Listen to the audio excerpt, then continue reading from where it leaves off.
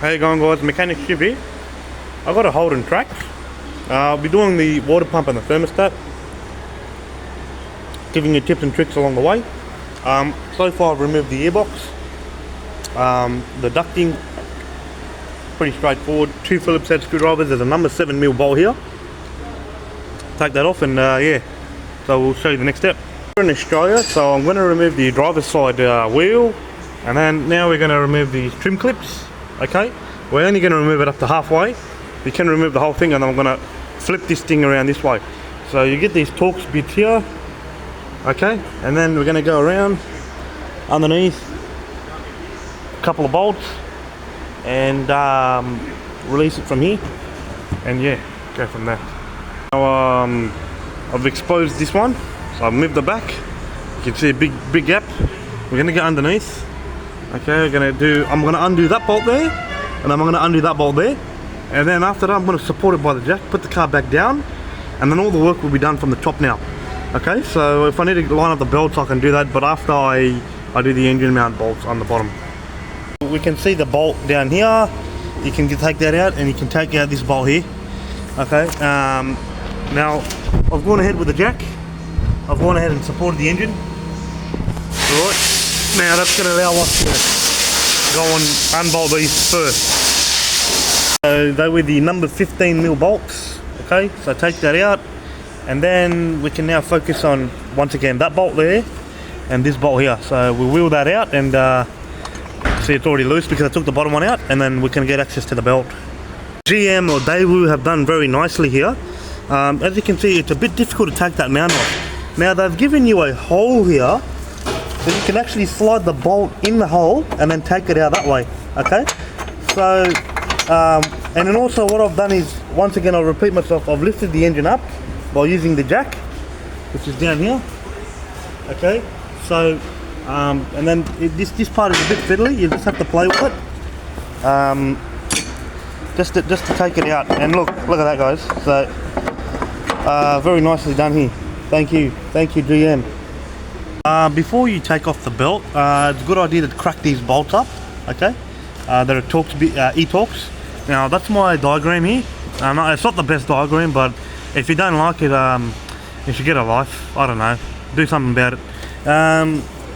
But yeah, so once you crack this, and then we can go and actually release the belt.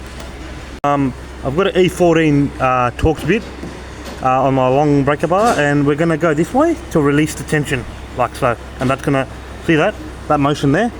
That will release the belt. So I'm going to release that and go from there. Go ahead and take off the last bolt.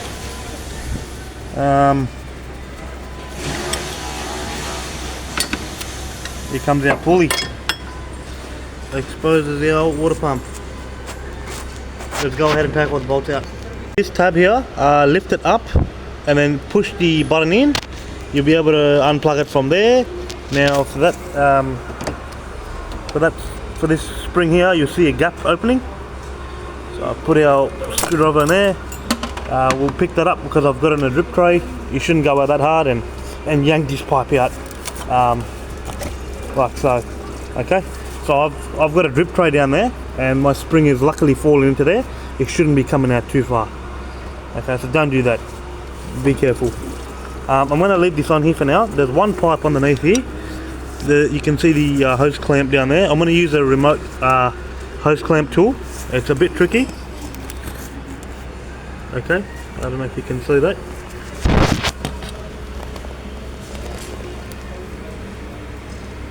Right down there, I'm going to take that hose clamp out. So I've got my tool here, and we've got a cable coming down. I don't know if you can see that, guys, right there, and we're going to be squeezing like that. Okay, and then I'm going to be working my way out of it from there. On this area here, we've taken off the hose clamp. Now, if you didn't have that tool, it's going to be very hard for you guys. So make sure you guys prepare for the job. This is what this video is for. You're going to watch this video, okay, and then you're going to do the job. Not when you're halfway doing the job, but that's what people come here for anyway. So yeah, we're going to push that down. And I know it's not focusing, but you can still see it, mate. But yeah, I'm gonna go ahead and work in that. We'll cut to the next shot. Guys, there's one more hose up there, that's for the water pump. And then after that, guys, just start attempting to take out all the bolts for it. Okay, pretty straightforward from here. So I'm going to take this hose off. Now there's a joint here, be careful. You may break that if the car's over 200,000 k's old.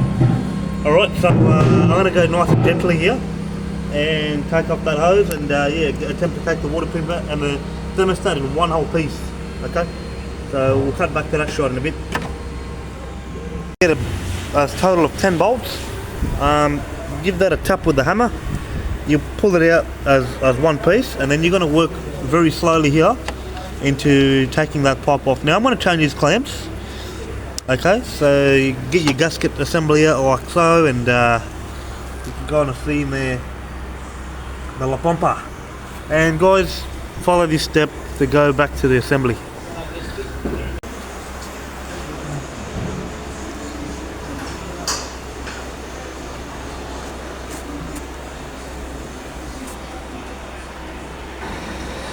I'm just using this gun. Now you're not going to damage anything, so don't worry guys. And it's just going to be taking the jaw off. You're not damaging anything, okay? So you just go in there nicely,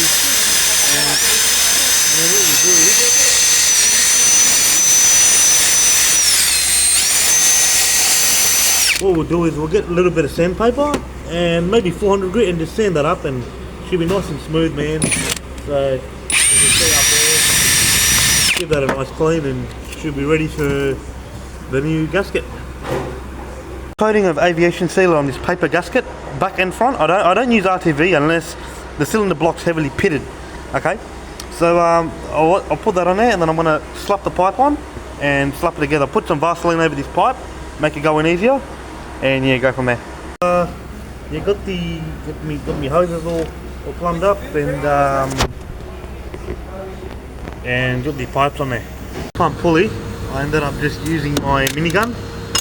Okay, so I just wanted this angle over here, and I tightened all these up, and then I've got my coolant line and the coolant sensor connected. Alright, I've just got this VBT isolation thing to connect up. I took it out so I didn't want to damage it, so now we're going to go line up the belt and we're going to follow this diagram. Belt ons, make sure you put it properly across the ridges here. Got all the engine mount bolts in. Now with the bottom bracket, guys, make sure, so there's 3 bolts, make sure you tighten them up before you put this on there. So what I did is I got them from there, I got these 2 from the top, I went down to the bottom and I tightened the one at the bottom too. And then you can go ahead and get your impact gun and line your engine back up, and then line the mount back up. These are on studs, that's on bolts. Okay, so we're going good together. So I think what I'll do, I'll put the airbox and stuff on here, and then I'll go up and nip up the bottom stuff.